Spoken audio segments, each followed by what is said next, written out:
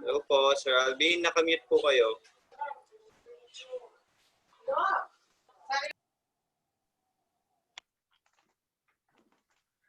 I'm sorry. Hello? Oo, na ako. Can you hear me now? Yes, sir. Yes po. Right. Yes po. Last week, we had an introduction, discussion about research. And for those who were not able to attend our class last Saturday, the discussions that we had were uploaded in YouTube account. It's So I'm inviting everyone, yung mga hindi pa naka-view, makapag-view, pa-subscribe na lang ng ating YouTube account. And for today, I would like also to get the approval of everyone that this lecture will be okay lang po yung lahat. Okay sa lahat na i-record natin yung ating discussions for today. All right. Yeah. So those who are absent today would still have the chance of asynchronous learning. When I upload it tomorrow, siguro, they will still have the chance to review the topics that we will be discussing for today. So before we begin, may I request everyone to kindly mute. Ako na mag-mute. Mute all na kayo. Alright. Kailangan po nakamute lahat. And if ever you have questions, I will entertain questions right after we finish our discussion for this morning. But for today, we will be discussing about the APA format, or the American Psychological Association format, that is currently being utilized by McEwan College, no?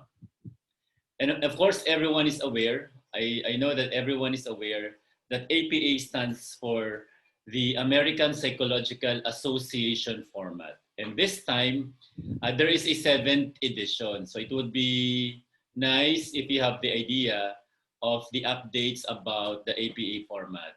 Dati kasi 6th lang eh, ngayon 7th edition na siya. And of course, for each university, for each institution, they have different styles and format in writing their research or thesis. For McEwan College, it's going to be chapters 1 to 4. So for the benefits of those who are enrolled in methods of research and seminar on research, you need to know the format of McEwan College, especially for those who are under thesis seminar, because you will be proposing, you now have the privilege to propose your research paper, provided that it is going to be formatted using the APA format of McEwan College.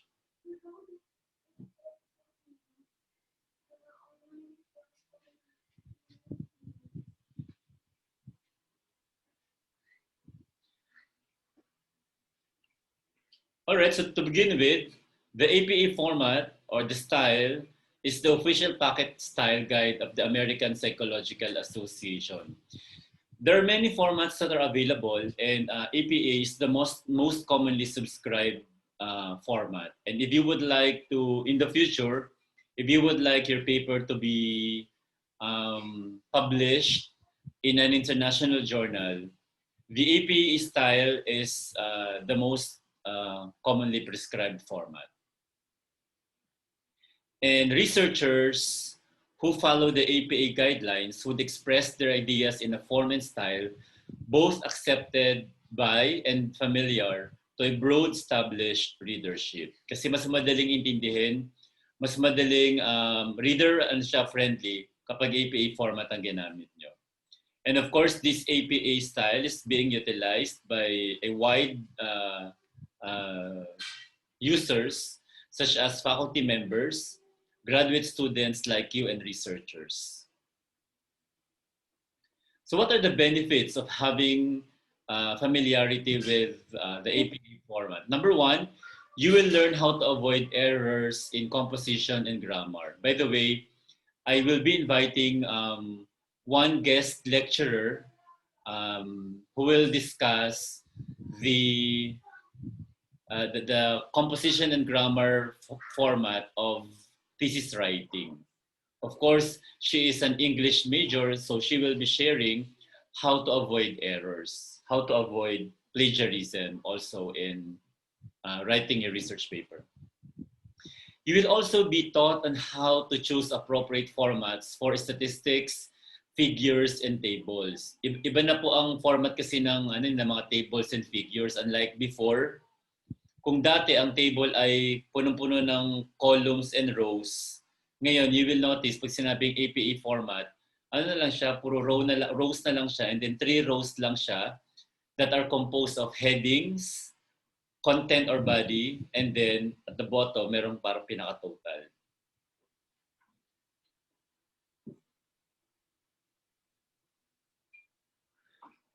And also, to avoid plagiarism, as I mentioned a while back, you will be guided in how to credit sources and avoid plagiarism. Because plagiarism is a big no-no in thesis writing. Everyone must be able to realize that when you borrow information that are not originally written by you, then you need to credit your source.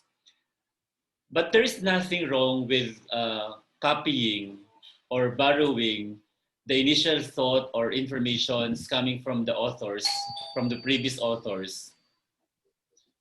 But it is wrong if you do not credit them. No? Kaya nga bawal po ang verbatim copying. Copy pasting, bawal po 'yon. So tuturuan po natin kayo kung paano mag-ayos ng literature ninyo para hindi kayo ma-charge ng plagiarism in the future. So the elements of a thesis or dissertation, for doctorate dissertation tawag nila doon, at Mecawine College are the following.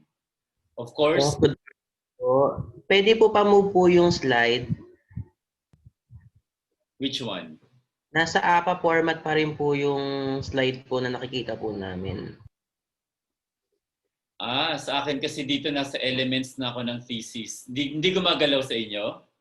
Sa amin po, hindi sir. Sa akin din sir. Yes, sir. Hindi po, sir. Hindi po, sir. Hindi po. Hindi po, sir. Screen po. Within sharing. Bakit kaya? Po sa connection. Ayan. Okay na po, sir. Okay na po. Alright. So the elements of Mecawine College thesis paper composed of 3 parts. One is preliminaries, followed by the body of the thesis, and followed by the references. So we will be discussing for today the contents of the thesis format of Mecawine College. And as I've mentioned, if you come from the other institution, of course, each institution has its own form and style. So while you are at Mecawine College, you need to follow and observe the format that is being utilized by Mecawine College. No? So let's begin with preliminaries. Is it moving? Yes, sir. Yes, sir. Just let me know kapag hindi nagmo-move ha. Baka nagloloko ang Converge. Kasi Converge ako dito sa bahay eh. Baka mamaya silang may problema. All right, so the preliminaries at Mekawayan College are composed of the following: the title page. Of course, when you say title page, as the term implies, this is the page where you see the title, the approved title of your paper, of course, together with your name and the school where you are connected. The approval sheet would include the names of the panel members. Of course, if you are in the thesis writing, the name of your advisor, the endorsement of your advisor, and the name also of the dean of the graduate school. By the way, later on, after I discuss the theoretical underpinning or the theoretical concept of thesis, I will present a sample chapters 1 and 2. All right? And then this is followed by the acknowledgement. No? The acknowledgement is the page where you identify people or group of people who helped you in the finalization of your paper. You are going to identify them because they contributed more or less in the finalization or preparation of your paper. So syempre, hindi mo wala dapat dyan yung eskwelahan kasi without the school, without Mekawayan College, and the people behind your thesis completion, ay hindi mabubuo ang paper ninyo. So don't forget to thank them. And of course, kung ako tatanungin ninyo, huwag niyo sanang ilalast yung yung ating God, yung si Papa Jesus, no? He should be the first one to be acknowledged because the wisdom, the talents, no, that we have right now, para syempre galing sa Diyos. So pasalamatan din natin siya. So kayo nang bahala doon. Basta these are people or group of people that helped you in the finalization of your paper, of your research paper. And then this is followed by dedication. At Mekawayan College, they have an area where you identify special people. Kung kanina, pinasalamatan mo lahat ng tumulong sa'yo, ito, kahit hindi tumulong sa'yo, pero special sa'yo, i-dedicate mo to sa kanya. No? So kayong bahala doon kung kanino i-dedicate yung inyong final paper. Kumbaga parang ino-offer niyo sa kanya. Kadalasan nababasa ko, dinededicate nila sa family nila, kung may asawa, sa husband or wife, sa mga anak, no? Sa mga relatives, etc., etc., sa mga special persons. And then, this is also followed by abstract. And according to APA, the abstract must not be more than 120 words, no? And some journal management, especially if you plan to submit your paper for publication in the future, some journal management would require at least 200 words abstract. And this 200 word abstract contains the following. Four components: objectives, methods, findings, and conclusions. So when you read an abstract, those are the 4 components of an abstract according to APA format. No? So to be safe, if APA is telling us that we need to come up with a 120 words abstract, and other journal management would require 200 word abstract, then to be safe, we can use 120 to 200 words abstract para safe tayo doon. And then of course, this is followed by table of contents. As the term implies, this is the table where you see the summary or the contents of the entire paper from chapters 1 to 4. Kasi yun ang component ng paper ng Mekawayan College, chapters 1 to 4. And also, you have the list of tables where the tables of your thesis paper are summarized accordingly from table 1 up to kung ilang table merong available. That is also true for list of figures and list of appendices. So essentially, those are the contents of the preliminaries of the thesis paper of Mekawayan College.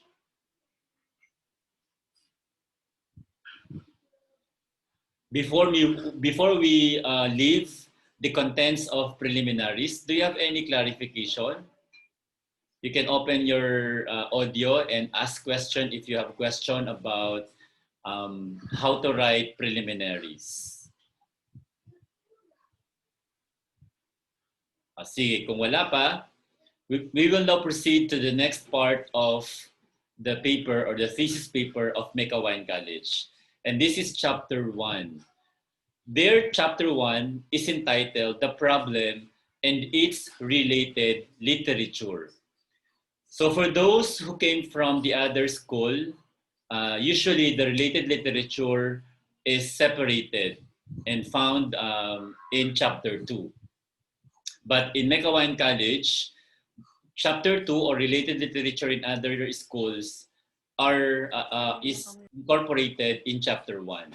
That is why they only have 4 chapters. So again, chapter 1 is entitled The Problem and Its Related Literature. So let's begin with the first part of chapter 1, which is entitled Introduction. The introduction of your research paper is a careful presentation of the importance and validity of the problem.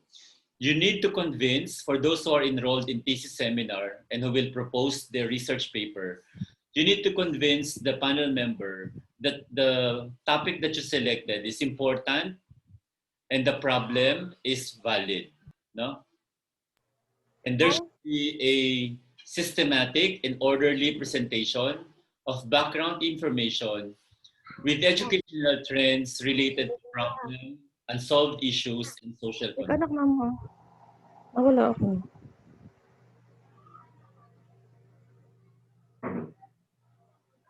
Mute ko lang po muna kayo ha para hindi tayo na istorbo sa ating pagle-lecture.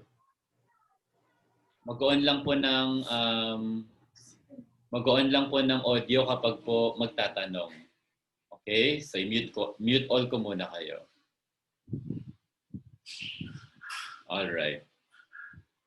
So actually, there is a format for those who were with me from other school.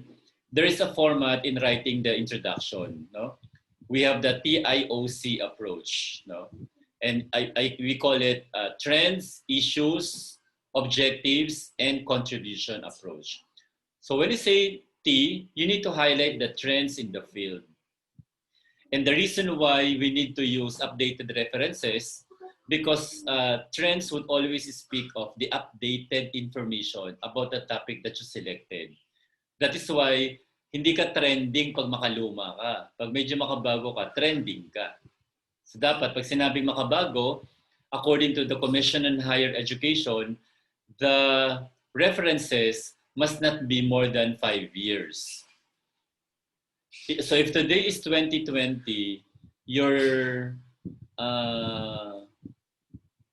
oldest reference must be 2016 para pasok siya dun sa 5 years. And then, of course, part of writing your research paper is reading the literature. If you remember the research process, the second step in conceptualizing your research paper is reviewing the literature after identifying a topic. Because by reviewing the literature, you will be getting the trends and you will be identifying the issues underlying the trends. And when we talk about issues in research, the real issue or issues in research are actually the blind spot or the blank spot in the literature. So what is the difference between the two? When you say blind spot, after reading the literature, you found out that there are so many related literature about your topic, but their findings are contradicting with one another. So that is blind spot. On the other hand, after identifying a topic and you review the literature, but the body of literature cannot give you any articles, any related literature, or kukonti lang. Let's say, gano'n ka konti, mga 5 lang siguro yung literature na nakuha mo. Then we call it blank spot. So we have two problems that we are solving in research, either blind spot or blank spot. Blind spot would mean that the findings are contradicting with one another.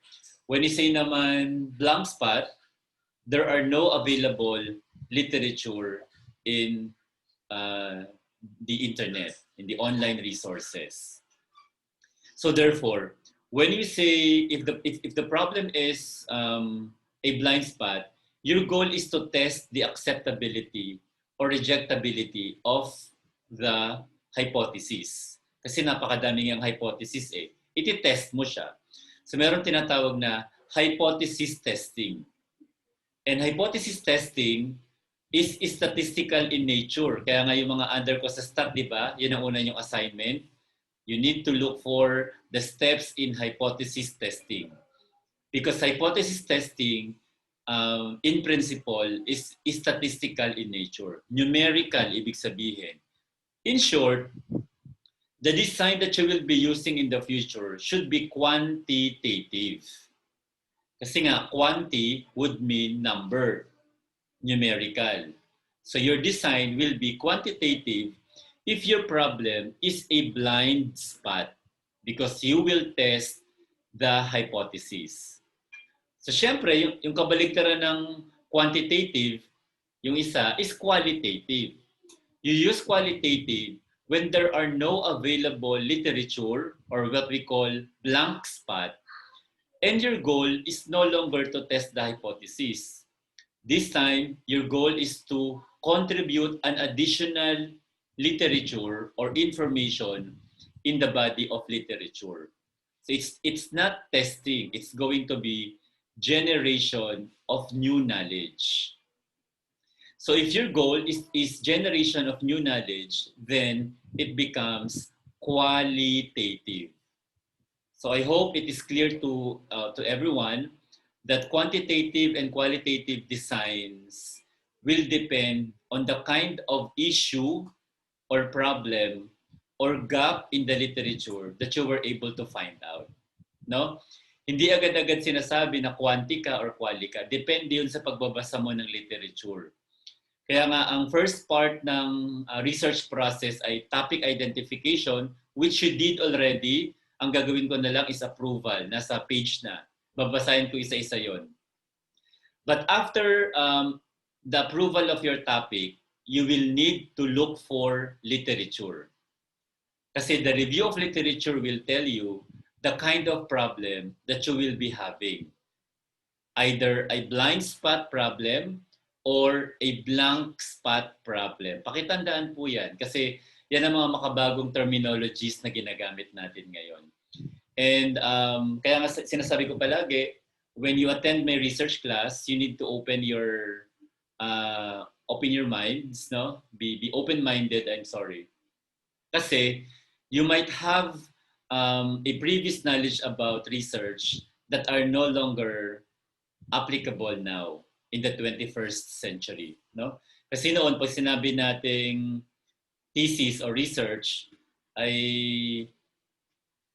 pinapag-identify ka kagad pinapag-develop ka kagad ng title, no? Unang araw pa lang mag-develop na ng title. Hindi dapat 'yon, mali 'yon. Sa unang araw ng research, dapat mag-identify muna ng topic at hindi title. Kasi after identifying a topic, you need to review the literature so that you can come up with a valid problem, with a valid issue, or with a valid gap. So pare-pares lang yon, either issues, problems, or gaps. They are synonymous. At yun ang kailangan natin sa research. Kasi kung wala kang problema sa research, wala kang gagawing research. Kaya tingnan nyo, introduction pa lang ay literature-based na kagad siya. Na ibig sabihin, hindi ko kayo pagsusulatin ng research paper nang hindi mo na kayo nagbabasa. In short, you cannot give something that you do not have. Sa research, you cannot write something if you have not read anything yet. Kaya yung mga nasa thesis seminar ay i-ensure ninyo na nagbasa muna kayo. At i-ensure din ninyo na trending ang topic ninyo, trends. Today is 2020 and this is the pandemic year, no? Baka mamaya ang topic ninyo is pang ano pa, pang 20,000, 200, pang 2,000 pa. Ibang setup ng education 5 years ago, ang ibang setup ngayon, no?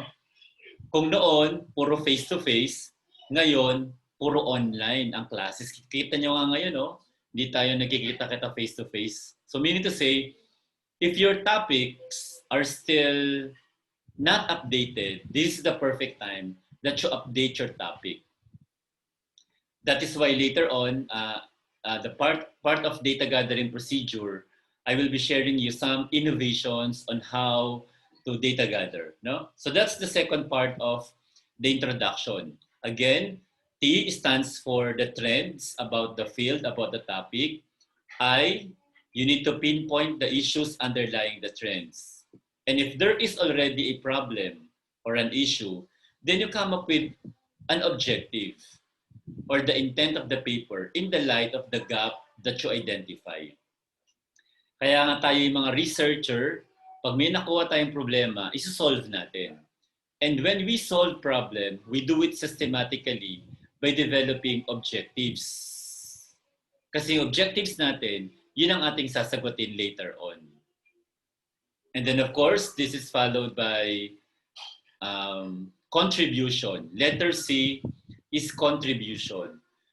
So you need to discuss the possible contribution of the research attempt to advance or improve disciplinary theory, research, practice, and policy. So dapat ang research paper ninyo will contribute to the body of knowledge by solving the current blind spot or blank spot in the literature. Or it may be used in your current practice and policy. Ibig sabihin, pwede mong magamit sa current na work mo yung research findings mo. Halimbawa, kung meron ditong principal at ang topic mo, for example, is about the human resource management of the principal, wag na lang kasi ang human resource pala ginagawa yan sa sa mga division office. Ang hiring ginagawa sa division office.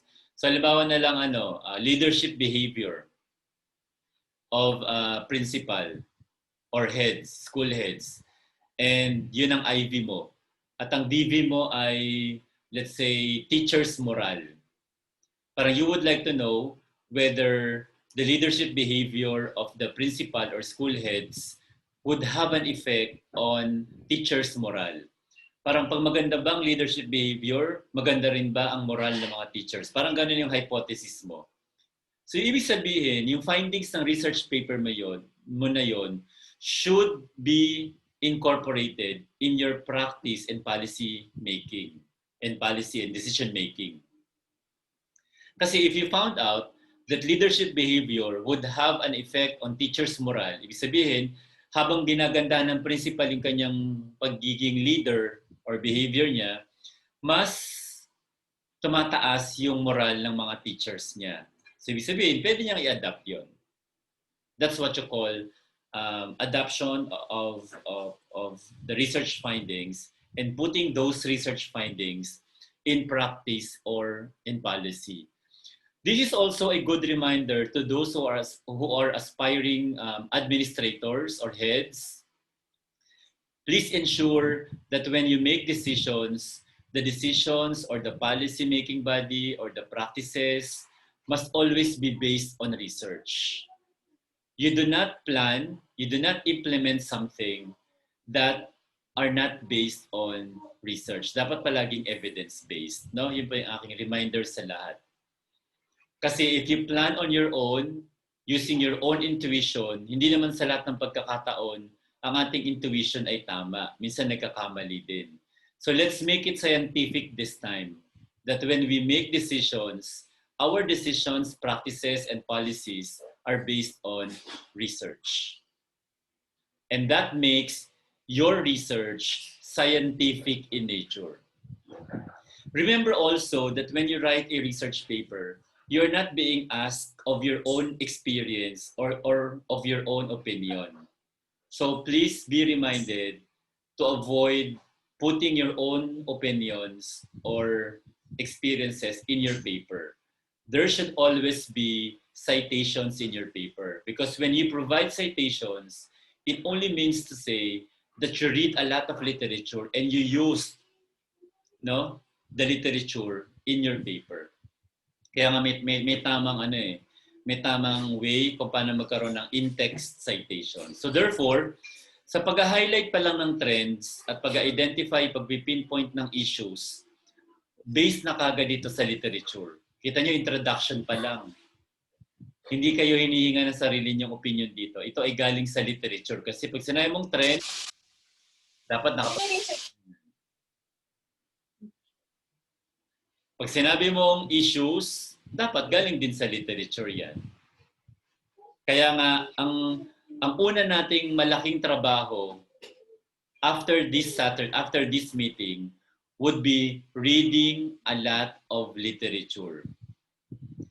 Para sa mga nasa thesis seminar, reviewin niyo yung introduction niyo, dapat marami kayong citations, ibig sabihin, marami kayong nabasang literature. No? And then, of course, sa Mekawayan College, introduction is followed by review of literature. Yun nga, dito na pinapakita ng Mekawayan College na importante ang literature. So, ibig sabihin na yung ilalagay nyo sa introduction would be coming from your review of literature. And when you say review of literature, this is a systematic presentation of literature that are related to the problem. And usually, according to APA, this is presented thematically or according to topical. So usually, kung ano yung IVDB mo, these variables, independent and dependent variables, must be present in the review of literature. So again, after the introduction, the second part of chapter 1 is review of literature. And there should be an adequacy of presentation with reference to the problem, research designs, and significant findings. So pag sinamarize nyo ang review, ang bawat article na madadownload ninyo, ay dapat merong statement ng problem, design, and findings. So for you to be guided, to be further guided, I'd like to give you an approach that you can use in writing a literature review. No? And I call it as an SA approach. What is A? S, I'm sorry. S stands for synoptic dimension approach. Synoptic from the word synopsis, parang you are summarizing.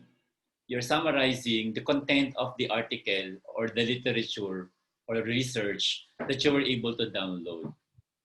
It may include defining what the construct is all about. And it may state what has been said about the variable or the variables of the study. Either there are relationships between IVDB, whether there are effects or differences, or even its historical development. Again, saan niyo makukuha itong synoptic dimension approach? Sa literature, sa mga articles. No? So we call it synoptic dimension approach. Letter A stands for argumentative dimension. That is rule number 2. Argumentative dimension, this is building arguments either through sentence of problematizing or the need for the study. How would you know that you are already problematizing? No? That you are also writing your paper, that there is a need for the study to be conducted. When you present conflicting findings, that is already a clue that you are making an argumentative dimension approach. Example, if your topic is about the intelligence quotient of the students and their academic achievement as your dependent variable, parang you would like to know whether the intelligence quotient of the students would have an effect on their academic performance or academic achievement. So pwede mong sabihin na ganito, sampulan ko lang kayo ng argumentative dimension. Pero sabihin na, in 2017, Santos found out that the intelligence quotients of the students, including linguistic, quantitative, and reasoning abilities, can contribute significantly to their academic achievement.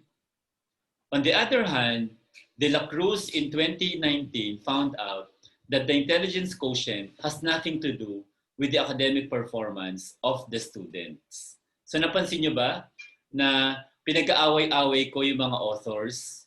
Ang tawag doon, blind spot. Ang tawag doon, argumentative dimension. It means to say that you are presenting the conflicting findings in the literature. That's why it is important that you read the literature and you make sense of them. So those are, that will be the SA approach. You will be guided by that approach in writing your literature review. I also do not want to forget that when you write your literature, again, thematic ang presentation, and you will use the APA style in citing the references of your paper. There should always be an in-text citation in the literature. All right? Okay. So the next part of chapter 1, so we're done with the introduction and related literature. This is followed by the theoretical framework. This is a clear presentation of the theory which explains why the study exists. So you need to collect, no? You need to read theories that are related to your research paper. And in writing your theoretical framework, I would like you to be guided by the SEC approach in writing your theoretical framework. SEC approach. What is letter S? Sa mga naging estudyante ko na rito, familiar na kayo rito, parang review na lang ginagawa ninyo. S stands for stating the theory. So you need to state the theory. And in stating the theory, I would like to give you some suggested sentence stems. No? Pwedeng sabihin mo na, the theoretical basis of this paper is, let's say, Maslow's hierarchy of needs, kung yun ang ginamit mong theory. Or pwede mo rin man sabihin na, this study is theoretically anchored on Maslow's hierarchy of needs. Or, this paper is premised on, kung ano man theory ginamit mo. So any of the three, any of the three presented na suggested sentence systems can be utilized in your stating the theory or rule number 1. Rule number 2 is, of course, you need to explain the theory. After stating the theory, you need to explain what the theory is all about. So pwede mo sabihin na, the theoretical basis of this paper is Maslow's hierarchy of needs, comma, which explains that. O saka mo ilagay ngayon yung explanation regarding the Maslow's hierarchy of needs. Doon mo ilalagay lahat ngayon ng explanation mo. And then of course, the letter C stands for contextualization of the theory. You need to contextualize the theory of your paper. And contextualization is commonly seen in your conceptual framework. So when you do a conceptual framework or conceptual model or paradigm, pare-pares lang sila, either IVDV model or IPO model, kung anumang model ang ginamit mo, you need to do that because that is an example of the contextualization of your research paper. So this is an example of the conceptual framework, which is also the contextualization of your theory. No? Halimbawa, your IV is about the awareness on waste management and whether the awareness would have an effect on their waste management practices. Usually, if you use an arrow diagram, look at this is an arrow. It represents three, no? Either effects, influence, or impact. Pare-pares lang sila. Effects, influence, or impact. Kapag straight line lang yung ginamit mo at walang arrowhead, relationship lang yon.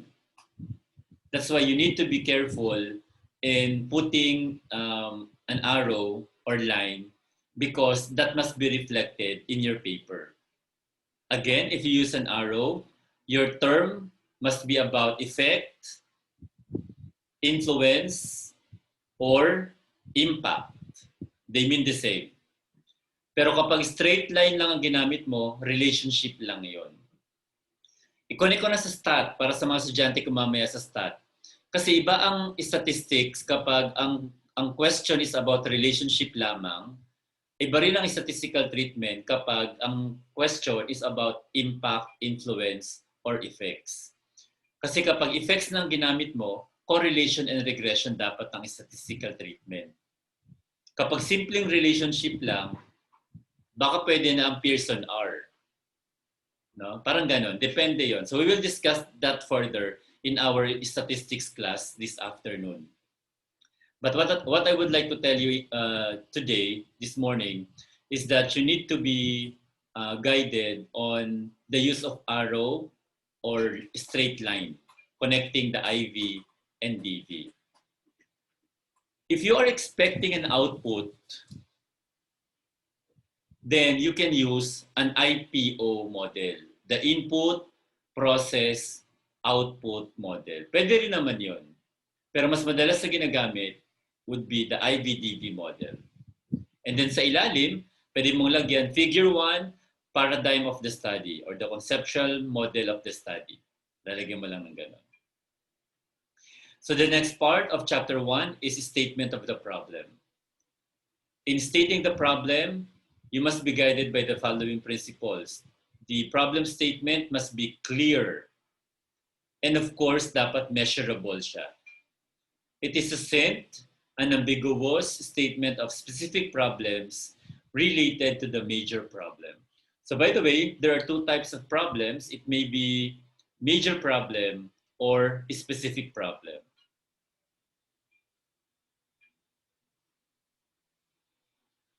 So this is an example of the major problem. No? Yung nasa taas, kung makikita nyo, that is the statement of major problem.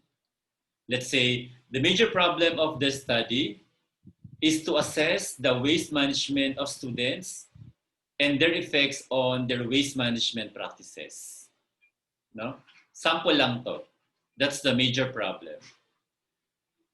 So dito, makikita nyo na hindi ko binasa yung name ng school.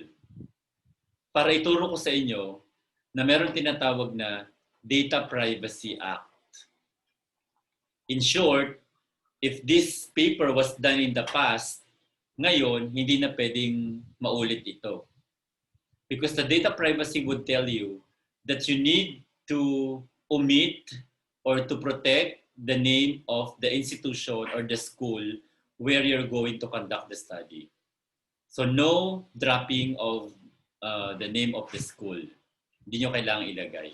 Pinapakita ko sa inyo dyan na that is an example of a problem statement of the past, no?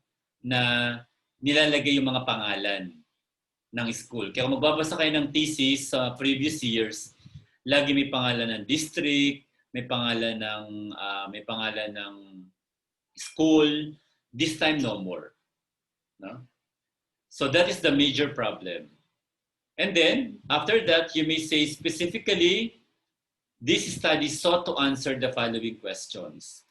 By the way, when you write your research paper, the tenses depends on whether you are in the proposal defense or final defense. Please take note that you're going to use future tense if you will be proposing a research paper.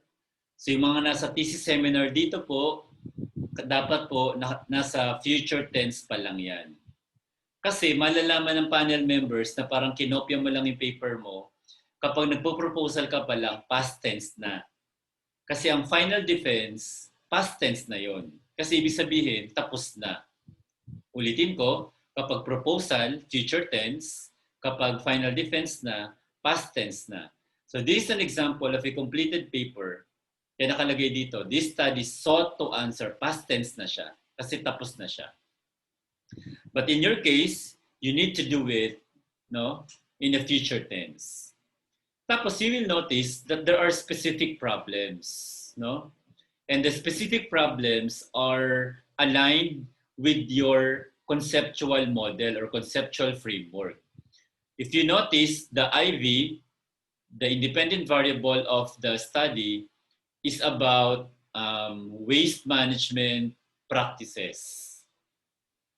Kaya yun ang una mong specific question. So major question and then specific question. What is the level of awareness of students on waste management practices in terms of, ayun, pwede mo ilagay yan, 1.1, 1.2, 1.3, no?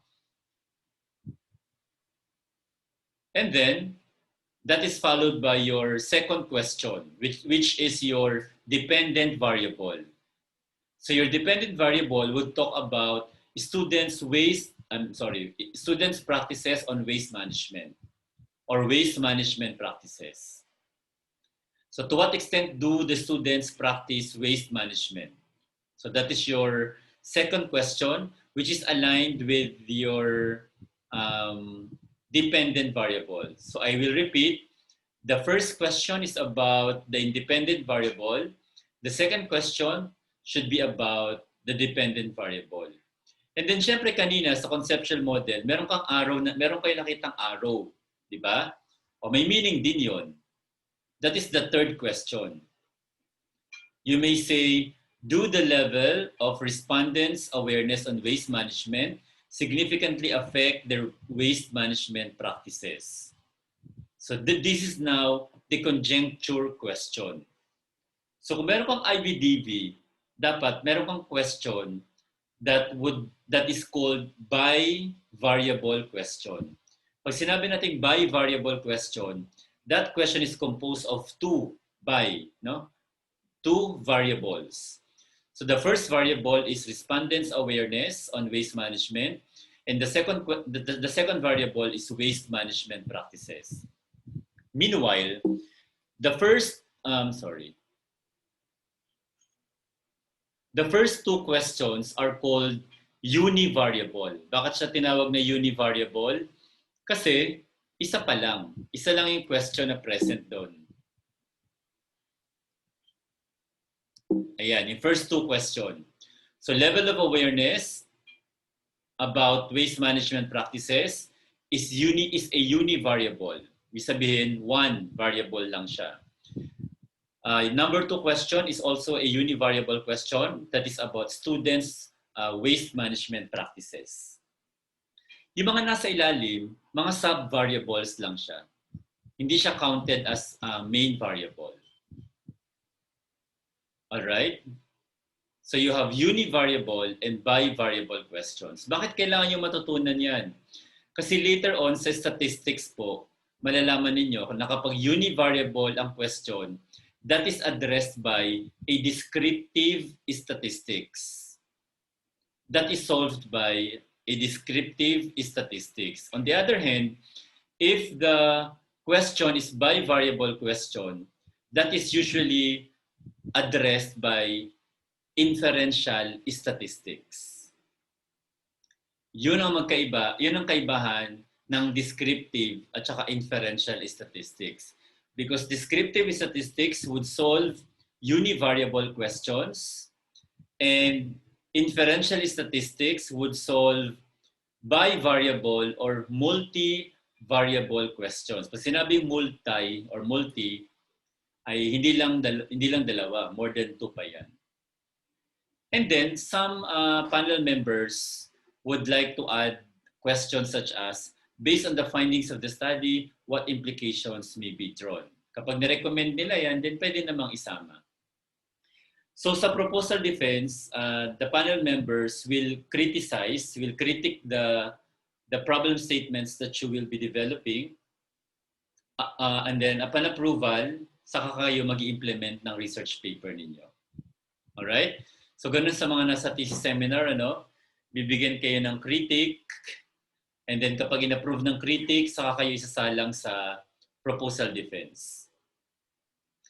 And this is followed by hypothesis. And usually, hypothesis is a clear-cut statement of assumptions. And it may be in the null form or null hypothesis or research or alternative hypothesis. We will discuss this further when we go to statistics. Actually, pala last week na-discuss ko na yung difference ng null at saka alternative hypothesis, no? So pwede mo sabihin na the respondents' level of awareness does not significantly affect their waste management practices. So that's an example of a null hypothesis. And then this is followed by the significance of the study. When you say significance of the study, this is a clear presentation of the significance of the study, its role in current, contemporary, or development. Meaning to say that you need to identify probable users and specific ways on how the findings could be used by the probable users. Sana po, pag nag-identify kayo ng mga probable users, yung mga specific group of people lang, yung talagang makakagamit ng findings ng study mo. Again, identification of probable users and specific ways on how the findings could be used by the users that you identified. Next is scope and delimitation. In discussing the scope and delimitation, you need to answer the following questions. And these are, first, what is your study all about? That's your first question that you need to address. No? Pag sinabi natin what the study is all about, meaning to say, you are required to discuss the variables of your study. You need to discuss the variables of your study when you speak of the content of the paper. What is your study all about? And then you may also add the discussion on the question, answering the question about who are your respondents, where are you going to conduct the study, and when do you plan to conduct the study? So if you were able to answer those questions, then that is what you call scope and delimitations of the study. Because scope and delimitation is a sufficient delimitation of the problem area in terms of content, time, place, and subjects of the investigation.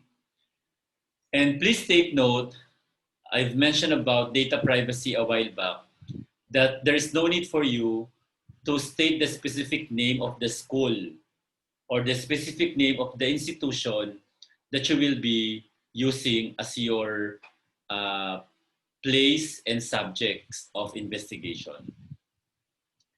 You may say school X, or you may say one of the schools in Bulacan, o napakalaki na nun. O one of the schools in the Philippines, o hindi na matitrace yun. Dapat hindi siya traceable to protect the identity of the school. And then finally, definition of terms. By the way, when you write your definition of terms, take note that you are not coming up with a dictionary. No? Hindi to paramihan ng definition of terms. Kung ano lamang po yung present sa independent tsaka dependent variables ninyo, yun lamang ang i-define ninyo. These are what you call key terminologies of your paper. And defining the terms can be done in two ways. It may be operational or conceptual. When you say conceptual, you define the terms based on how the previous authors define the terminology. So ano ibig sabihin nun? There is a citation. Pwede mo sabihin na, according to Santos, intelligence quotient refers to. O ibig sabihin, hindi ikaw ang nag-define ng terminology. May source ka. meron kang in-text citation. Ang tawag doon, conceptual or lexical definition of terms. Meanwhile, the operational definition of terms would refer to defining the terms based on how you use the terms in your study. Halimbawa, your dependent variable is academic performance.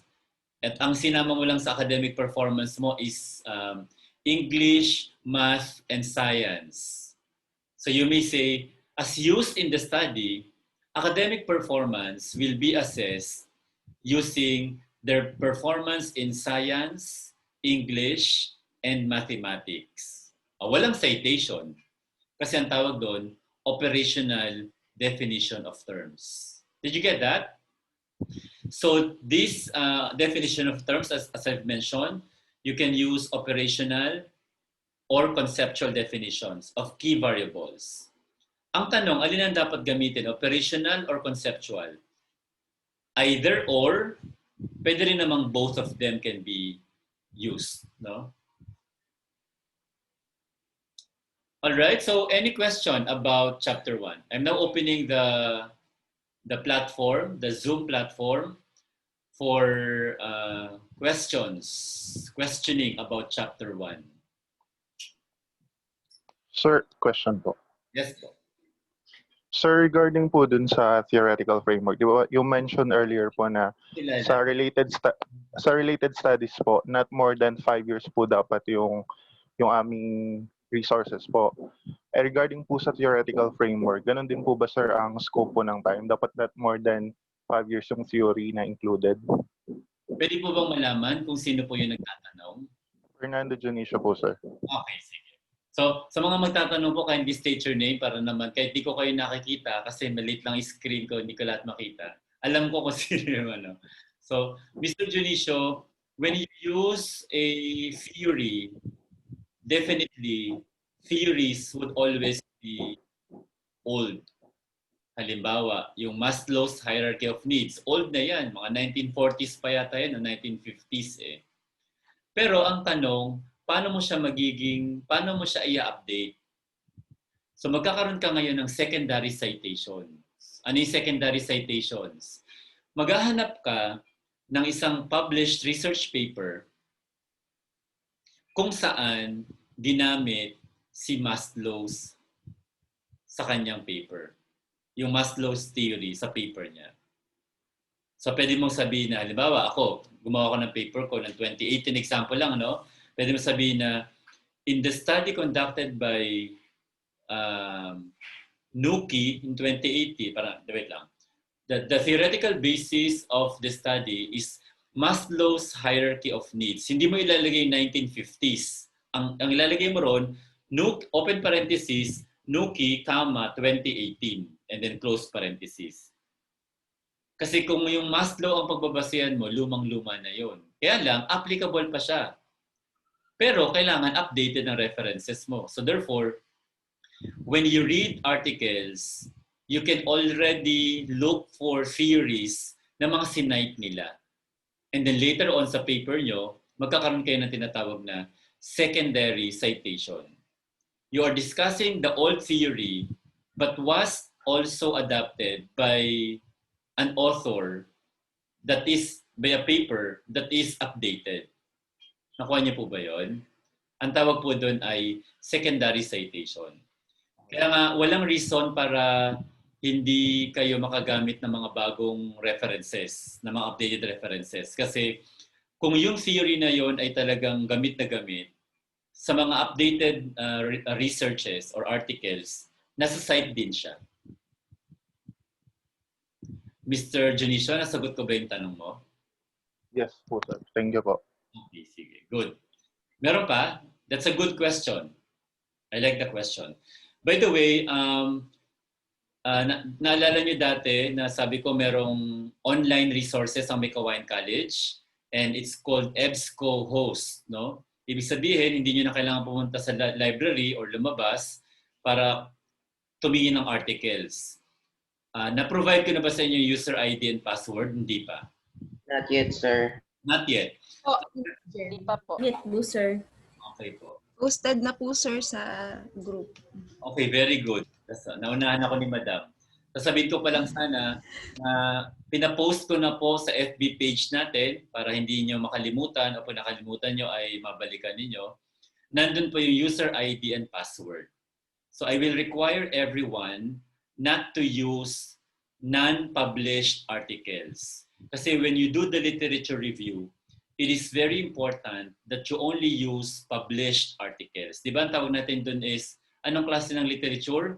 Research literature. Huwag po sana tayo gumamit ng gray literature. Ano yung gray literature? Ito yung mga researches na hindi naman nakapublish. Halimbawa, meron kayong professor. Sinabi niya, i-cite nyo yung paper niya sa thesis niya or dissertation niya sa paper nyo. Hanapin nyo muna sa Google Scholar. Googlescholar.com. Na-visit nyo na ba ang Google Scholar? Yes, sir. Sige, sa mga hindi pa naka-visit ng Google Scholar, you may open the website. Na-check na po. Na-check na. And then, pag may mga prof kayo na nagpapagamit ng mga thesis nila or dissertation nila, i-check nyo muna kung nakapublish. Kasi pag hindi nakapublish, gray literature pa rin yun. O kaya, ang pinakamaganda niyan, i-type nyo lang yung pangalan. O, tinype nyo, Alvin Noki. O, hanapin nyo ron kung merong publications. Kung meron, very good. Kung wala, very bad. Kasi ang kailangan ngayon, ang mga nagtuturo ng research at nag-a-advise ay dapat may publication. Yan ang requirement ng CHED ngayon. That's why everyone is invited and required. As per CMO number 15, series of 2019, all students in the graduate school must know how to publish a research paper. And all faculty members who are teaching in the graduate school must have a research publication in an international or locally accepted journals. Dapat hindi fly-by-night na journal lang. Yung mga nagbayad ka lang, tapos kinaumagahan na publish na yung research paper mo. Usually, the publication would undergo a tedious process of reviewing, no? And then ibabalik sa iyo for corrections, ibabalik na naman, and then after a while, ma-accept na siya. So that's it. Any more clarifications sa chapter 1?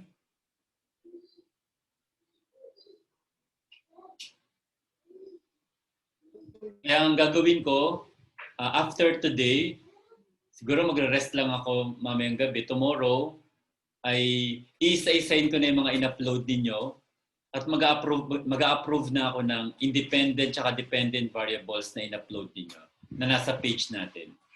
So ang gagawin ko, re-replyan ko lang yung mga in-upload ninyo and then magko-comment ako whether approve or disapprove.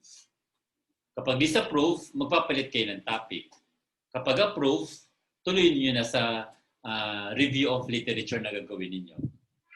Kasi para makasulat kayo ng chapter 1, dapat ay nakapagbasa na muna kayo ng literature. At yung babasahin yung literature ay dapat depende doon sa topic na napili ninyo. Kasi hindi kayo magda-download ng literature na hindi align sa topic nyo. Kaya nga, related literature. Dapat related sa topic ninyo. So therefore, common sense na hindi kayo makakapag-download pa ng literature kung hindi ko pa na-approve yung topic.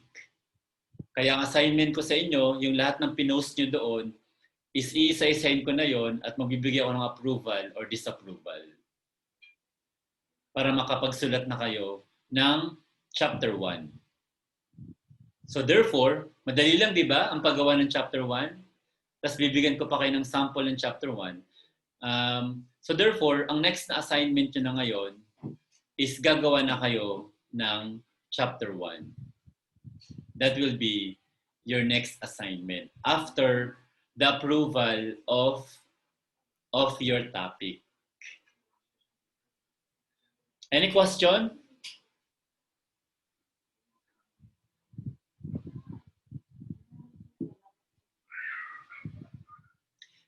Ako magtatanong kung wala kayong tanong. Kasi naka-ready na ako sa chapter 2 discussion.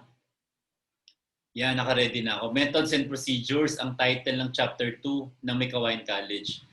Ang tanong ko ay, Gusto niyo bang ituloy ko ng discussion o gusto niyo munang gawin yung chapter 1 ninyo para hindi kayo ma-overload ng knowledge? Kasi syempre yung memory ninyo mga 100 terabyte yan. Baka mapuno ka agad. Anong gusto niyo? Ituloy-tuloy na Tapusin muna namin yung assignment namin sa chapter 1. Chapter 1 Tapusin muna muna po. po ang assignment ng chapter 1. Sir, chapter 1 po muna. Chapter 1, sir. Ang dami. Muna po, thank you po. Baka po Baka po ma-memory po. sir. But sige, okay lang. Kaya nga tinatanong ko kayo, alam niyo naman tayo ay very flexible. Nasa flexible learning tayo ngayon lahat. And Sir, chapter 1 muna. chapter 1 muna. O sige. Kung ano po ang gusto ninyo, yun po ang masusunod. Siyempre po kayo ang boss. Thank you, sir. Thank you po, sir. Kayo po. Thank you po, sir. Thank you so much po. Thank you po. Sir. Thank you po. O di sige. Sir, tanong po, Sylvia Bangit po ito. Gaano katagal po namin gagawin yung chapter 1? That's a very good question also. Anong name nga ulit, madam? Sylvia Bangit, sir. Silvia, gusto ko ibalik sa inyo ang tanong, gaano nyo katagal magagawa ang chapter 1? Kasi, kung ako tatanungin ninyo, na experienced researcher, kaya kong gawin ang chapter 1 ng isang araw. Wow. Oh. Amazing. 2 weeks po, sir. 2 weeks. Wait lang. Ako yun, syempre. Pero syempre, magkaiba naman tayo. Iba naman ang exposure ko sa exposure niyo. Sir, thank you for your understanding, sir. Syempre, nandun May LDM pa po. Opo, sir. Sumasabay po si LDM. Kaya nga eh. Buti nga kayo, LBM lang. Ako, meron ako LBM. Pabago-bago po yung direction nila. Oo nga, I understand. Lalo yung mga nasa depth. Opo, sir. Kaya nga yung question ni Sylvia kanina, ay ayaw kong sagutin. Trabaho. Ayaw kong sagutin yon. Gusto ko kayo ang sumagot. Gaano nyo katagal, based on your time availability, based on your preparation, based on your understanding of the concepts that we discussed today, gaano nyo katagal ngayon magagawa ang chapter 1? Any suggestion para pagbotohan natin? Sylvia Bangit po ulit, sir. Ay, ulit, Sylvia, active. Sige. Ano po, para sa akin po kasi po bago at saka talaga po nangangapa pa ako. Mga 3 weeks po para sa akin. 3 weeks. Isa sa mga suggestions ng inyong classmate ay 3 weeks. Any more suggestion? 1 month. 1 month. 1 month. 1 month. 1 month. 1 month, sir. 1 month, sir. 1 month. Gusto nyo 1 year, okay lang naman sa Hello, sir. Morning po. Good morning, yes. 1 month na po, sir. Yung span po ba ng paggawa namin ng chapter 1, pwedeng maka-affect po sa tagal na tapusin namin yung subject sa inyo, sir? Thank you po. May ginula na po. Okay. Usually, ang ating trimester ay mag-i-end ng hanggang December 5. December 5 lang, yun eh. Ibig sabihin, hindi pa na tayo makapag-Christmas party, no? Kasi December 5 yun eh. Opo. Bali, online Christmas party na lang. So therefore, dapat until December 5, mabuo natin ang chapters 1 and 2. So today, ano ba ngayon? September ano ngayon? 12. September 12. So, October, November, December 5. So, meron pang mga nearly 3 months pa bago matapos ang trimester. Yung output naman sa akin, sa methods of research, chapters 1 and 2. No? Sa seminar on research, meron na kayong paper eh. Ini-enhance nyo na lang eh. Actually, yung nasa seminar on research, pag sa palagay nyong okay na yung paper ninyo, ay pwede nyo nang ipa-approve sa akin for proposal defense. Pero yung nasa methods of research, gumagawa pa lang kayo. Kaya... Sir, Sir, may tanong po ulit ako. Sylvia Bangit po ulit. Yes, Sylvia. Sir, tanong ko lang po, if ever po na ma-approve tong title namin, yung ginawa po naming assignment na una. Chapter 1 po, if ever po na ma-approve, tapos magawa rin po namin yung chapter 2, pwede po ba namin tong ituloy hanggang sa thesis writing? Ano yan? Thesis, anong subject nyo? Methods of research or seminar on research? Methods pa lang po ako, sir. Okay, kung ako nag-handle ng methods of research, malaki ang possibility na ako rin ang mag-handle ng seminar on research. At malaki rin ang possibility na ako yung nag-approve, ako yung nag-handle, ma-approve, yun din ang gagamitin sa thesis writing ninyo. So, Okay po, sir. Thank you po. ibig sabihin, walang tapon. Kaya pagbutihan nyo na.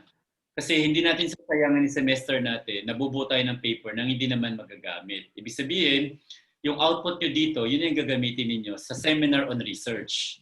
Ang seminar on research, yun yung proposal defense. Kaya nga, pinag-join ko na ngayon yung seminar on research at methods of research para yung mga estudyante under ng seminar on research, parang nagre-review na rin sila. At kung yung mga estudyante ay galing sa ibang school, malaman nila yung format ng May Kawayan College. Actually, formatting lang naman. Pero in terms of content, kung naging estudyante ko na kayo sa School X, ay ganun din naman yung method kung paano sinusulat. Kung meron na kayong chapters 1 to 3 dati sa akin, gagawin nyo lang chapters 1 and 2 using the new format that we have. Ang pagbabago lang, yung review of yung related literature ay nasa chapter 1. I'm sorry. Nabubulol na ako. Yung related literature ay nasa chapter 1 after the introduction. Pero all the rest, the same din naman. Thank you po, sir. Salamat po. Welcome. Sir, good morning, sir. Good morning. Ma'am Mercedita, kayo po muna. Sige po. Thank you po. Sir, good morning po. Sister Mercedita Balagtas po. Hi, sister. Apo, good morning. Good morning. Ang tanong ko lang po, sir, kasi Filipino po yung major. Okay po. Apo. Ano po ang gagamitin kong medium? Filipino po. Kasi ang ginamit nung sinabit ko po sa inyo noon ay Filipino po yung yung independent variables saka dependent variables po. Okay, okay lang. Filipino pa din. Apo. Thank you po, sir. At Thank you, Ma'am Jacqueline. Ay meron din naman ng mga advisor na field kaya pwede kang matulungan. Apo. Thank you po, sir. Welcome, sister. Any more question? Maliwanag po ba ang chapter 1? Kasi kung hindi naman maliwanag, recorded naman ito, ay pwede nyo namang balikan anytime. I-upload ko sa YouTube. Balikan nyo na lang. Siguro tomorrow ko na may upload yan. Okay. Sir, good morning po, Jimenez. Sir, paano po yung mga katulad kong estudyante nag-take up ng thesis seminar at methods of research? Bali, yung methods of research, ay di yung chapters 1 and 2 po yung output namin. Same output po para sa thesis seminar? Opo. Ang thesis seminar lang kasi maganda dyan, pwede ka na kagad mag-proposal defense. Halimbawa, October, madam, nabuo mo na yung chapters 1 and 2 mo, let me know at ipapakritik natin, ipapareview natin. Kapag okay na, endorse ka na siya for proposal defense. So, ibig sabihin, within this trimester, pwede nang matapos ang proposal defense mo. And hindi katulad sa ibang school, ang May Kawayan College ay walang title defense.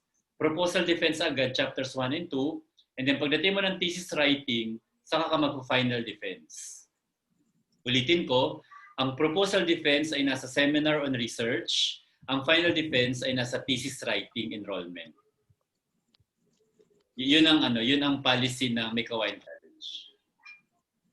Okay po, sir. Thank you po. Paano, sir, kung halimbawa hindi ko matapos yung chapters 1 and 2 by October? Kasi, for example, super walang background sa research.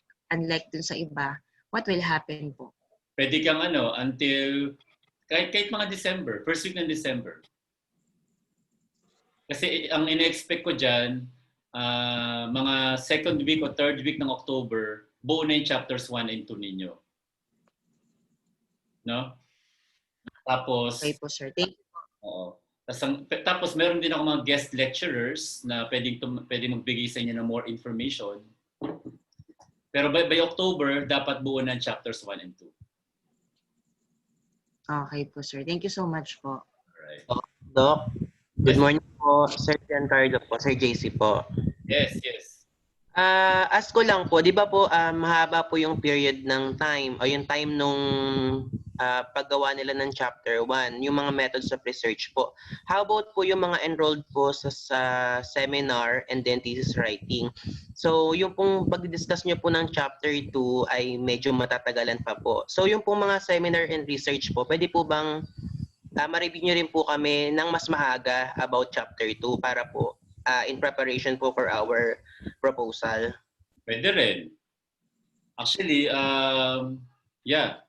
Pwede ko kayong i-separate yung mga nasa seminar on research para ma-discuss ko na kagad ang chapter 2. No? Pero pwede ko rin namang i-discuss na ngayon kasama yung nasa methods of research. Anyway, recorded naman ito. Pwede naman balikan ng mga nasa methods of research yung discussion ng chapter 2.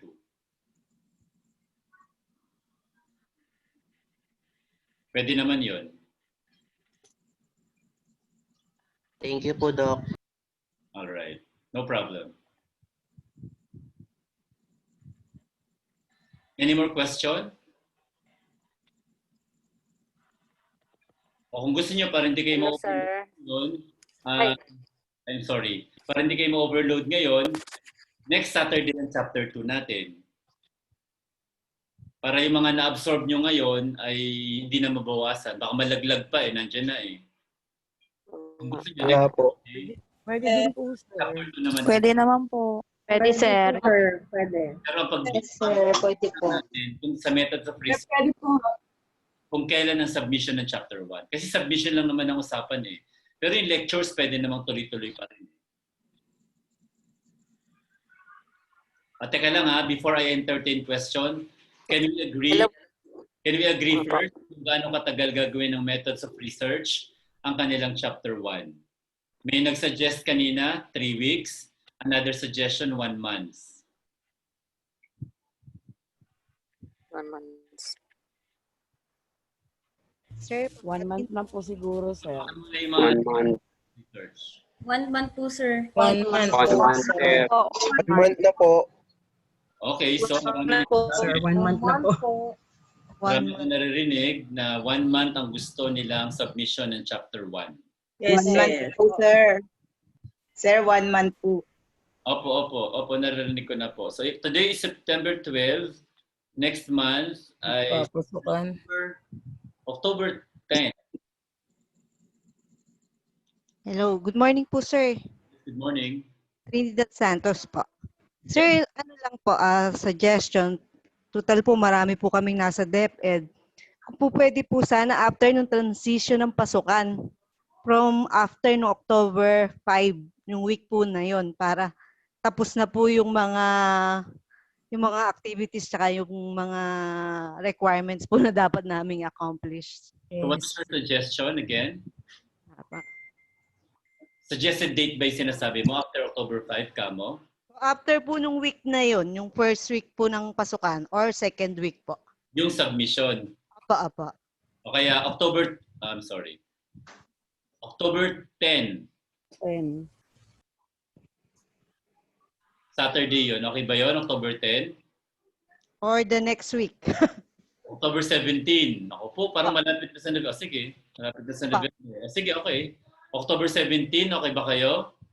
Yes. Okay po. Thank you, sir. Okay, sir. Thank you. Okay po, sir. Okay po, sir. Salamat. Parang 5 weeks na, no? Thank you po. Sige, no problem. Opo, sir. Thank you. Maraming trabaho. Kayo masusunod. Kayo Sir. namin eh. Thank you po. Sige. Opo, thank you. Welcome. Thank you po, sir. Any more question?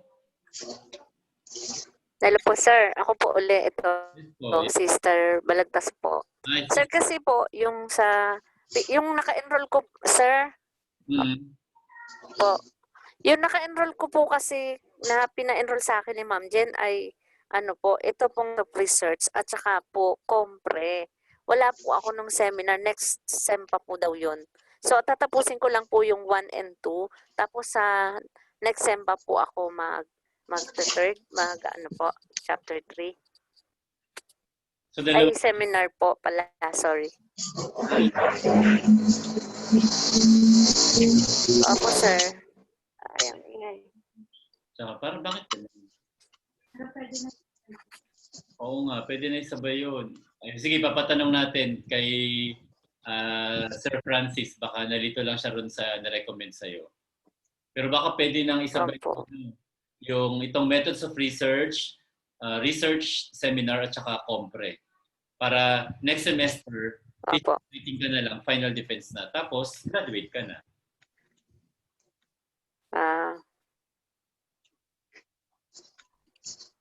Okay ba yun? Okay po.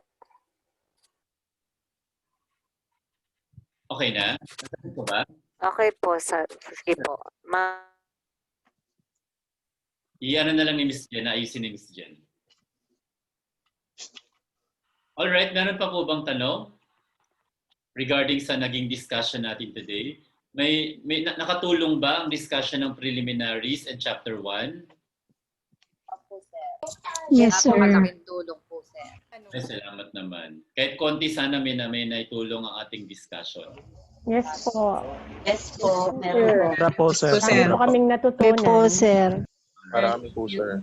Yes po. Tulong po, sir. Very good. Tapos, as to sample chapters 1 and 2, yung sample ng chapters 1 and 2, ipopost ko na lang sa sa FB page natin. Pwede nyo i-browse. Pero take note for educational and teaching purposes only. No? Opo, sir. Paper yun ng previous student na may Kawayan College. Protect nyo rin na hindi kumalat, syempre naman. Ingatan nyo na lang. Ang purpose lang noon is para magkaroon kayo ng idea kung ano yung format, kung ano yung tsura ng thesis ng may Kawayan College. Okay po. Sir. Thank you, sir. Thank you, sir. Mapapost ko na lang sa page. Sir, thank you po. Page natin. Thank you po, sir. Thank you po. Kumbaga, ang Thank you po, sir. template. Template ng may Kawayan College. Thank you po. You're welcome. So may tanong pa kayo? Sir? Yes po. Yes. Yes.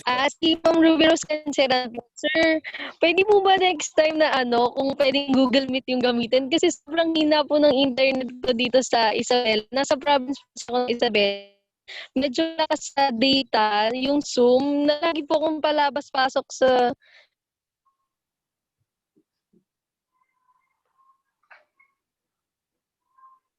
Nawala ka na. Mahina ang data mo. Parang it doesn't matter kung Google Meet or Zoom. Ang nakikita ko diyan ang problema internet connection kasi both platform will require internet connection eh. Kaya nga talagang itong online classes natin kailangan talaga maganda ang internet connection ninyo. Kasi either Zoom mapa Google Meet yan, parehas lang po yan. Ang gusto ko lang sa Zoom kasi in-upgrade ko ng aking Zoom up to 500 participants. Nagbabayad ako nito monthly. No? Inform ko lang yung grupo na dahil gusto ko kayo lahat makater, nag-upgrade ako ng aking Zoom. I'm subscribed to up to 500 participants. Yun. Ganon din ang Google Meet. Alam ko meron din limitation ng Google Meet up to 100 lang din, no? Kung lilipat pa ako doon, magsusubscribe na naman ako. Ilan dollars na binabayaran ko. Medyo malaki-laki na binabayaran. Dollars kasi siya, try nyo mag-subscribe. Dollars ang payment po. Opo.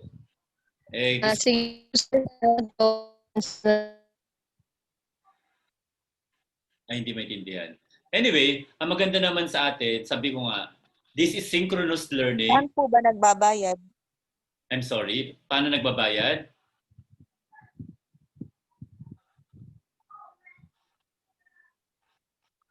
Ako nagbabayad ako through credit card. Ina-upgrade ko lang. Oo. Pero ang mahalaga naman, Itong actual na nangyayari sa atin ngayon, tinuturo ko nga palagi. This is an example of synchronous learning. Ibig sabihin, I'm here delivering a lecture and you're listening to the lecture. Pero this can be transformed into asynchronous. Dahil ito nga ay naka-record, i-upload ko sa YouTube, pwede niyong balikan anytime. Let's say, nagkaroon kayo ng problema sa internet ngayon, baka naman bukas maging okay na internet ninyo, balikan nyo na lang sa YouTube. Thanks, sir. Yes, tama, sir. Ano po? Yes, sir. Baka sir kasi naalala nila yun sa attendance. Mag-picture na lang po kagad. Oo. Sa attendance, unang pasok nyo pa lang, picturean nyo na kagad para pag nawala kayo, di nakapag-picture na kayo. At saka by the way, mali ang intindi ng iba, no? Nag-upload sila ng picture nila sa wall ng page natin. Hindi po, sa sarili nyong wall. Di ba may sarili kayong FB page? Sa wall ninyo mismo. Hindi po doon sa wall ng, hindi po doon sa wall ng FB page natin ng research and stuff. Sa sarili pong timeline namin, sir. Yes po. Sa timeline po. Sir. Yes po. Jeneline Francia po. Okay lang po ba tinag ko po sa inyo yung post ko last week? Ay, walang problema. Thank you po. Pag tinag nyo at nakita ko, pinupusuan ko naman eh. Ako nakita ko nga po. Thank you, sir. Kasi para mapakita natin na we in the graduate school are innovative, at the same time flexible. Na ibig sabihin, pinapakita natin tayo nasa grad school, pinapakita natin sa lower level, sa college, saka sa basic ed, na nag-adjust tayo sa time ng pandemic. Learning should never stop. Yun ang objective ko, no? Kung bakit pinapapost ko sa mga sarili niyong timeline. Kasi I would like everybody to know na we never stop from learning. Na kahit pandemic, it will not be a hindrance, no? Sa ating learning. Kaya kailangan niyong i-post sa inyong mga wall para maging aware ang mga sambayanan. Pag tinag niyo ako at friend niyo ako sa Facebook, no worries. Pupusuan ko naman yung pag nakita ko. Pag hindi ako nag-aalaga ng baby, makakapagpuso ako dyan. Pero pag busy, syempre, hindi ko makikita yan. Congratulations, sir. Congrats po. Salamat. Sige, meron pa kayong question? Yes, sir. Sir, tanong lang po. Sir, tanong lang po. Kasi po nakapag-send na po ako ng title ng research po. Pwede po ba na baguhin yun? Kasi nakapag-state po ako ng pangalan ng school district po. Saan ka nag-send ng title? Doon po sa page po. Okay, ulitin ko. Hindi pa ako nagpapagawa ng title. Parang topic pa lang. Pag sinabing Ay, sorry, topic po pala. Okay. Sorry, sir, topic po yun. Okay. Okay lang. So, yung in-upload yung topic, kung gusto nyo palitan, i-delete nyo lang, mag-upload kayo ng bago. Okay po, sir. Thank you po, sir. Nadi-delete ba yun, Jen? Delete nyo lang, tapos upload kayo ng bago. Okay po, sir. Thank you po. Check na ako isa-isa nun. Isa-isahin ko na yun starting tomorrow. And that FB page is also a form of asynchronous learning. Maraming pamamaraan ng learning ngayon. Asynchronous natin. What else? Any more? Sir, Doc? Yes. Regarding po sa sa request po ng advisor, kailan po kayo malalaman kung sino po yung magiging advisor namin for our research? Meron na kayong letter? Yes po, sir. Nakapag-send na po ako ng letter. Okay, pa-follow up na lang kay Jen. Ang gagawin ni Miss Jen is summarize niya lahat ng approved, requested advisor. Tapos ipapost ko sa FB page natin yung approved advice. Mga parang summary. Baba, Dr. X, yung pangalan ng advisor. Ito yung mga approved na mga advices. Ganon. Ipapasummarize ko. Kailan po kaya yun, Doc? Kailan? Bigyan mo ako until Monday. Okay, thank you po, Doc. Alright. Meron pa? Sir, question po. Yes po. Sir, regarding po, meron na po ba tayong updates regarding po sa compre exam and review po? Meron na. Paano po kaya mangyayari po? Meron ng date. Actually, ang gagawin namin, sige, ang gagawin natin ay ipopost natin sa, ano ba kayo? Naka-follow ba kayo sa MC Flexible Learning Group? Yes po, sir. Yes po. Ipapapost ko doon yung, ipapapost ko doon yung official announcement ng Mikawain College. Ipapapost ko doon. Alright? Yung date, kung sino yung mga magre-review, etc. etc. Okay po, sir. Thank you po. Meron pa? Kasi babawi ako sa inyo ngayon. Dati na late lunch kayo, ngayon mag-early lunch kayo para makabawi ako sa last week na na late lunch na kayo. Yay! Thank you, sir. Ready 11:33 my class. Kung wala nang tanong. Alvin, good morning po. Yes po. Doc, October po ba yung start ng comprehensive test review po? Ay, ipopost. Sir, excuse po. Learning group. Opo. Thank you. Yung dates. Kasi meron dates eh. Opo, Doc. Basahin ko rito isa-isa. Post na. Tingnan nyo na lang doon. Opo, Doc. Thank you po, Doc. No problem. Okay. What else? Meron pa? Kung wala na, I hope everybody learned from our discussion ngayon. And I'm happy na we started on time. Talagang 10 nakapag-umpisa tayo. Kaya 11:30 ay tapos tayo. No? Next Saturday. Yes. Hello po, sir. Yes po. Yes po. Sir, later po, 2 p.m. po tayo. Yes po. Meron tayong statistics later 2 p.m. Thank you po, sir. Welcome. Meron pa po bang tanong? Kayo ba'y nakapag-picture na? Mag-picture na kayo before ko i-end yung ating Zoom. Early ka magtanong, kaya sisira yung internet ko. Mahina. I'm sorry. Any more question? Wala na? Okay. Kung wala nang tanong, I think I am done with you. And we will call it. May tanong lang po ako. Regarding po dun. Hindi ako narinig, sir. Ano po? Sir, meron pa po. Sir. Ano? Hindi narinig ni sir. Hello po, sir. Yes po. Tanong na po. May ulam dyan sa rep. Naku po, hindi ko alam. Wala po kami ulam sa ref, madam. Makikikain po. Lunch po. Ma'am, pahingi. Pa sila may ulam. Gutom na. Ano pong ulam niya, ma'am? Ma'am, pahingi. Madala niyo rito sa amin na magkaroon kami ng ulam. Hindi naman pala tanong. Ulam na lang pinagtatanungan ninyo. So, kung wala na kayong tanong, nasama tuloy sa recording yan. Stop po na recording natin, ha?